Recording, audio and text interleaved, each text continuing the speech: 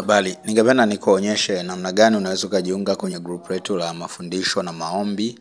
Very simple. Cha kwanza nitakuwekea link hapo kwenye description, na ukishabonyeza hiyo link moja kwa moja itakupeleka kwenye group.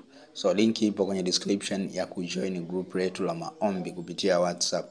Na group linaelekea kujaa, so make sure unajiunga. Na ukibonyeza ile link ukaona kuna pengine limejaa, maana yake 0627945434. Then naweza nikakuunga kwenye grupu jingine. So hakikisha unakuwa active. Usijoin ili kuangalia tu. Lazima uwe mwanafunzi. Lazima uwe tayari kujifunza. Lazima uwe tayari kufunguliwa kile ambacho unahisi kinakuzuia. So hakikisha una click hiyo link hapo chini. My name is Frank Bwenge na mimi ndo kiongozi wa hilo group.